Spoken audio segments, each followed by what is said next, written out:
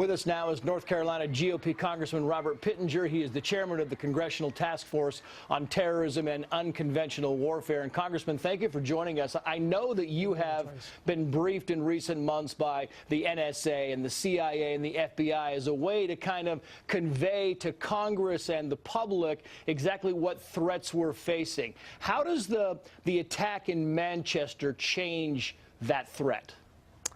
Trace, it's another somber reality of the diabolical adversary that we face in the world today. We must be very clear in understanding, as our president does. Thank God for a president who gets it, who understands the threat of Islamic terrorism, who had the courage and the foresight to go to Saudi Arabia to assemble with the King's assistance 50 nations to call in for a challenge to address this tremendous adversary.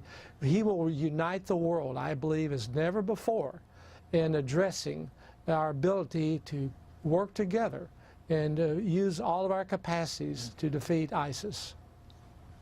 Yeah, you talk about the president's trip to the Middle East, and Congressman, I know that in recent years you have also been to the Middle East talking to leaders there, and I'm wondering, you know, we talk about the homeland being affected by these terrorist attacks in Europe and in the United States, but it all kind of leads back to the Middle East, and I'm wondering if you get a sense that are we on the same page as the leaders in the Middle East when it comes to fighting ISIS, or are we taking different avenues toward this? Yes, sir.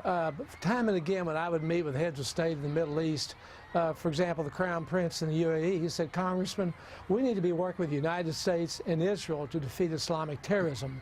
The world has changed, and they understand that we must work together, the Sunni Arab world, the Gulf states, the United States, and Israel. And frankly, you're going to see more of that occur today. I've had countless meetings with the President of Egypt, President el-Sisi, a remarkable statesman. He speaks out boldly against Islamic terrorism. We had never given support to him in the past through President Obama's administration, not even spare parts for helicopters. And yet he has been fighting that war in the Sinai and coming in from Libya as well, the Muslim Brotherhood. Israel supported him, but we did not. So I think you're going to see great unity and commitment and a clear mission. There's going to be a moral clarity in what needs to be done to defeat this adversary.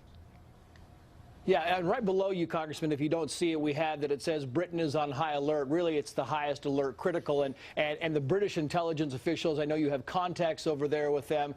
You know, they're pretty good at their jobs over there. And we had talked about last night how in the morning when this was coming about and they were investigating this man, they knew he was on the radar, that he didn't do anything to warrant any further investigation, but they were kind of aware of him, and this seems to be a pattern of what's going on across Europe and the United States for that matter. It takes a lot of intelligence effort and work. There's probably 1,000 people that they are tracking right now. We have far more than that in the United States that we're tracking.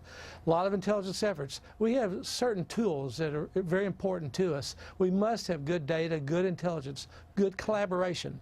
A lot of misunderstandings still in the public today of how data is important and how it's being used. Very limited access by our government of certain data, of phone numbers, for example. People think that, you know, we're listening to the phone calls. On the contrary, there's only 23 people in our government who have access to do that, and they have to get approval from a FISA court. And we have to know that there's a bad guy out there, a terrorist who's making contact with someone here or making contact with somebody in the UK, and we need to be able to track that phone call. So having good data, good information is critical, and also tracking the money. I spend a lot of my efforts working with countries throughout the world in tracking counterterrorism financing. We will host our 8th forum in Riga, Latvia in June, where we will assemble some 30 to 40 countries. There'll be over 100 members of parliament who will be there, and they've come time and again to these meetings related to counterterrorism financing and cybersecurity efforts and intelligence sharing. Many experts come in from around all over the world to share the tools that we have that we can collaborate and work together. We must be able to defund their capabilities. We must be able to have good data to track what they're doing. Yeah, data is important. Intelligence is also important, Congressman. Of course, we have to secure the venues themselves around this country, Yes, following Orlando and San Bernardino and those types of things. Congressman Robert Pittenger from North Carolina, sir, thank you so much. Good to be with you. Good morning.